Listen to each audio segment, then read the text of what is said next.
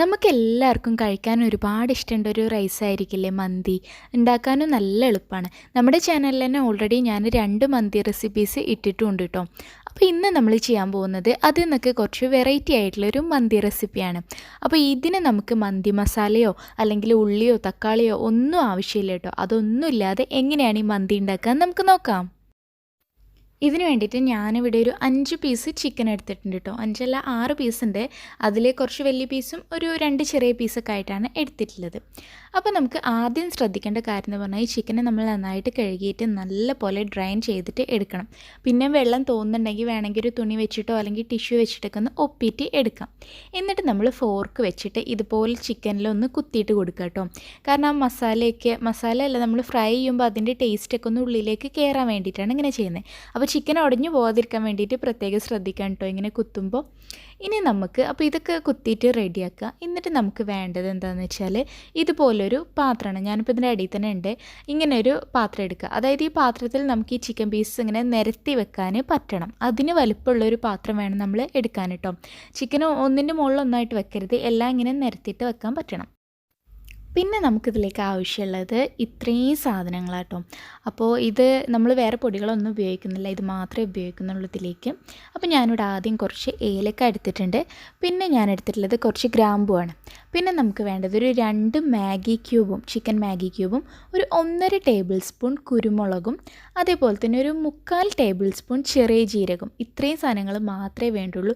ഇതൊന്നും പൊടിക്കൊന്നും വേണ്ട കേട്ടോ. ഇതൊക്കെ ഇതേപോലെ തന്നെ നമ്മളിതിലേക്ക് അങ്ങോട്ട് ഇട്ട് കൊടുക്കണം.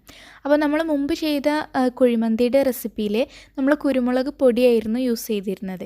അപ്പോൾ ഇതിൽ നമ്മളൊന്നും പൊടിക്കുന്നൊന്നുമില്ല, എല്ലാം അതുപോലെ തന്നെ അങ്ങ് ഇടുകയാണ് ഇതിലേക്ക് ചെയ്യുന്നത് കേട്ടോ. എന്നിട്ട് നമുക്കിനി മാഗി ക്യൂബ് ഉണ്ടല്ലോ, ഇതൊന്ന് പൊടിച്ചിട്ട് ഇട്ട് കൊടുക്കാം.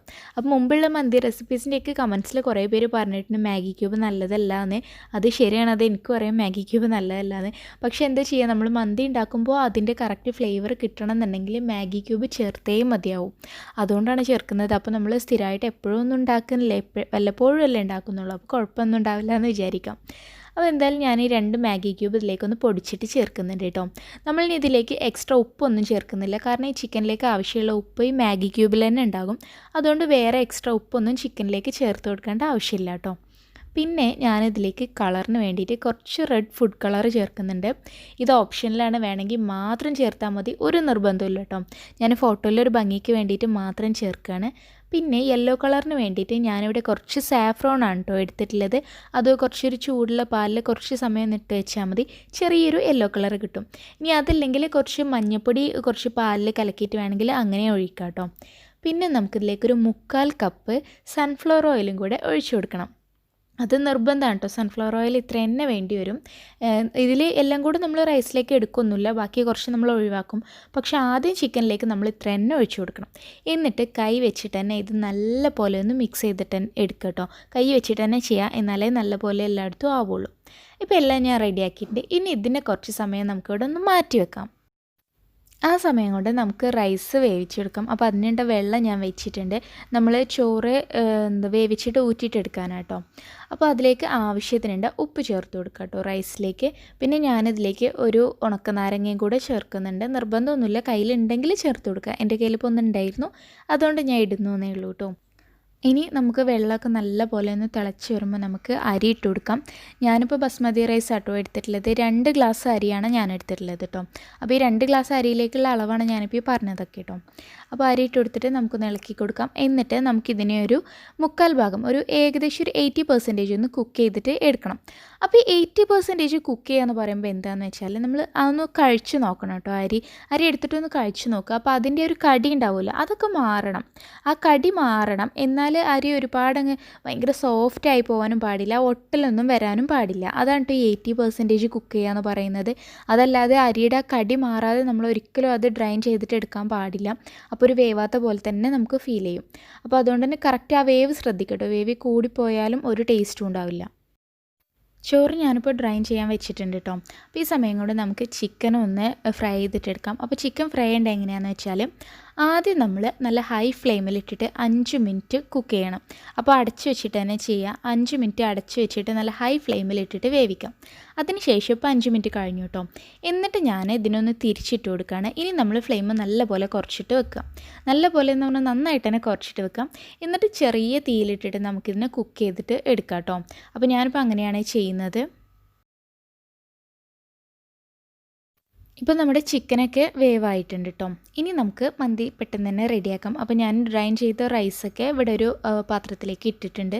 ചോറുണ്ടാക്കിയ അതേ പാത്രത്തിൽ തന്നെയാണ് കേട്ടോ ഞാൻ ചെയ്യുന്നത്. എന്നിട്ട് നമുക്ക് ഫ്രൈ ചെയ്തെടുത്ത് ഈ ചിക്കൻ പീസ് ഉണ്ടല്ലോ, ഇത് ഇതിൻ്റെ ചുറ്റുമായിട്ട് ഇങ്ങനെ വെച്ച് കൊടുക്കാം. അപ്പോൾ ഇത് പല രീതിയിൽ ചെയ്യാറുണ്ട് കേട്ടോ. ചിലപ്പോൾ ചിലർ ഇത് ചിക്കൻ ഫ്രൈ ചെയ്തിട്ട് അതിൻ്റെ മുകളിൽ തന്നെ അങ്ങ് റൈസ് ഇട്ട് കൊടുക്കും. പക്ഷേ അങ്ങനെ ഞാൻ ചെയ്തപ്പോൾ എനിക്ക് തോന്നിയത് നമ്മളിത് പുകയ്ക്കുമല്ലോ, അപ്പോൾ ആ പുകയ്ക്കുന്ന ഫ്ലേവറൊന്നും ചിക്കൻ പീസിൽ വരുന്നില്ല. അതുകൊണ്ടാണ് ഞാൻ ചിക്കൻ പീസ് മുകളിൽ തന്നെ വെച്ച് കൊടുക്കാൻ കാരണം കേട്ടോ. ആ പുകയ്ക്കുന്ന ആ ഒരു ഫ്ലേവർ ചിക്കൻ പീസിനും കൂടെ കിട്ടാൻ വേണ്ടിയിട്ട്. ഇനി ഇത്രയും ഓയിലുണ്ട്, അപ്പോൾ ഇത്ര ഓയിൽ നമുക്ക് വേണ്ട. ഞാൻ അതിൽ നിന്ന് കുറച്ച് ഓയിൽ എടുത്ത് മാറ്റുകയാണ് കേട്ടോ. കാരണം അത് ഒരുപാടുണ്ട്. അപ്പോൾ അതിൽ നിന്ന് ഇത്രയും ഓയിൽ ഞാൻ എടുത്തിട്ടുണ്ട്, അത് നമുക്ക് വേണ്ട. ബാക്കിയുള്ള ഓയിൽ നമുക്ക് ഇതിൻ്റെ മുകളിലൂടെ അങ്ങ് ഒഴിച്ചു കൊടുക്കാം കേട്ടോ. ഈ റൈസിനും ചിക്കനും എല്ലാത്തിൻ്റെ മുകളിലൂടെ അങ്ങ് ഒഴിച്ചു കൊടുക്കണം. അപ്പോൾ അതിൽ ബാക്കി കുറച്ച് കുരുമുളകും അങ്ങനത്തെ സാധനങ്ങളൊക്കെ ഉണ്ടാവും കേട്ടോ. ഇത് ഇഷ്ടമുള്ളവർക്ക്, അതായത് ഇത് കടിക്കുന്നത് ഇഷ്ടമില്ല എന്നാണെങ്കിൽ ഓയിൽ മാത്രം ഒഴിച്ചാൽ മതി. എനിക്കിത് കടിക്കുന്നത് കുറച്ചൊരു ടേസ്റ്റായി തോന്നാറുണ്ട്. അതുകൊണ്ട് തന്നെ ഞാൻ അതെല്ലാം കുരുമുളകും ക്ലവും എല്ലാം കൂടെ ഇതിലേക്ക് തന്നെ ഇട്ടിട്ടുണ്ട് കേട്ടോ. അപ്പോൾ ഇങ്ങനെ ഇടുമ്പോൾ ഇത് കടിക്കും. അത് ഇഷ്ടമില്ലാത്തവരാണെങ്കിൽ അതിടാൻ നിൽക്കണ്ട, ഓയിൽ മാത്രം ഒഴിച്ചാൽ മതി. ഓയിലിൽ തന്നെ എല്ലാത്തിൻ്റെയും ഫ്ലേവർ ഉണ്ടാവും കേട്ടോ. അപ്പോൾ ഇനി നമുക്ക് നടുവിൽ ഒരു പാത്രം വെച്ച് കൊടുത്തിട്ട് ഇതിന് പുകയ്ക്കാൻ ആവശ്യത്തിനുള്ള കനലൊന്ന് ഇട്ട് കൊടുക്കാം. ഇനി നമുക്ക് കുറച്ച് ഓയിൽ ഒഴിച്ചിട്ട് പെട്ടെന്ന് തന്നെ അത് കവർ ചെയ്ത് വെക്കാം. അപ്പോഴേ അതിൻ്റെ ആ ഫ്ലേവറൊക്കെ ശരിക്കും ആ ചിക്കൻ പീസിലും ഒക്കെ ഒന്ന് പിടിക്കുള്ളൂ കേട്ടോ. എന്നിട്ട് ഞാനൊരു 5-10 മിനിറ്റ് ഒരു ലോ ഫ്ലെയിമിലിട്ടിട്ട് കുറച്ച് സമയം ഒന്ന് വെച്ചു. അത് കഴിഞ്ഞിട്ട് ഞാനിപ്പോൾ ഓപ്പൺ ചെയ്താൽ കേട്ടോ ഇത്. അപ്പോൾ നമുക്കിനി ആദ്യം ചിക്കൻ പീസ് വേറൊരു പാത്രത്തിലേക്ക് മാറ്റിയിട്ട് വെക്കാം. എന്നിട്ട് റൈസിനെയൊക്കെ നല്ലപോലെ ഒന്ന് മിക്സ് ചെയ്തിട്ട് എടുക്കാം. അങ്ങനെയുണ്ടോ ഞാൻ സെർവ് ചെയ്യാറ് സാധാരണ. അപ്പോൾ ഇത്രയേ ഉള്ളൂ, ഉണ്ടാക്കാൻ നല്ല എളുപ്പമാണ്. എല്ലാവർക്കും അറിയുന്നത് തന്നെ ആയിരിക്കും ചിലപ്പോൾ. ഞാൻ ഇതിന് മുമ്പ് വേറെ 2 റെസിപ്പീസ് കാണിച്ചിട്ടുണ്ട്. അത് ഒരുപാട് ആൾക്കാർ ട്രൈ ചെയ്ത് നോക്കി ഇഷ്ടമായിരുന്ന ഫീഡ്ബാക്കൊക്കെ തന്നിട്ടുള്ളതാണ്. അപ്പോൾ ഇതും കൂടെ എല്ലാവരും ഒന്ന് ട്രൈ ചെയ്തിട്ട് നോക്കാം. അപ്പോൾ ഇതിൽ മെയിനായിട്ട് അരിയുടെ ആ വേവിൻ്റെ കാര്യം ശ്രദ്ധിക്കുക കേട്ടോ. അത് കറക്റ്റ് ആവണം. അല്ലെങ്കിൽ കുറേ പേര് പറഞ്ഞിട്ടുണ്ട് മന്തി ഉണ്ടാക്കുമ്പോൾ വേവ് കൂടിപ്പോയി എന്നൊക്കെ പറഞ്ഞിട്ടുണ്ട്. വേവ് കൂടി പോകരുത്, അതൊന്ന് ശരിക്കും ശ്രദ്ധിക്കാം. അത്രയേ ഉള്ളൂ, ഭയങ്കര സിമ്പിളാണ്. ഉള്ളിയോ തക്കാളിയോ ഒന്നും ഇതിലേക്ക് ആവശ്യമില്ല. എളുപ്പത്തിൽ നമുക്ക് ഉണ്ടാക്കാൻ പറ്റുന്നൊരു റൈസാണ്. അപ്പോൾ പിന്നെ ഇതിൻ്റെ കൂടെ സെർവ് ചെയ്യുന്നൊരു തക്കാളിയുടെ ചട്നി ഉണ്ടല്ലോ, അത് ഞാൻ എൻ്റെ മുമ്പത്തെ ഒരു മന്തി റെസിപ്പിയിൽ ഓൾറെഡി ഇട്ടിട്ടുണ്ട്. അതുകൊണ്ട് ഞാനിപ്പോൾ ഇതിൽ അത് പറയുന്നില്ല കേട്ടോ. അപ്പോൾ അത് വേണ്ടവർ അത് കുക്കറിൽ മന്തി ഉണ്ടാക്കാമെന്നുണ്ട് ഒരു വീഡിയോ ഇട്ടിരുന്നു, അതിൽ ഞാൻ പറയുന്നുണ്ട് കേട്ടോ. അപ്പോൾ ഇത്രയേ ഉള്ളൂ. ഇനി നമുക്കിത് ചൂടോടെ തന്നെ സെർവ് ചെയ്യാം. നല്ല ടേസ്റ്റാണ്. എല്ലാവരും എന്തായാലും ട്രൈ ചെയ്തിട്ട് നോക്കാം. ട്രൈ ചെയ്തിട്ട് ഫീഡ്ബാക്സ് ഒക്കെ അറിയിക്കാൻ മറക്കരുത്. ഇൻഷാ അല്ലാഹ് മറ്റൊരു നല്ല വീഡിയോയുമായിട്ട് നമുക്ക് വീണ്ടും കാണാം.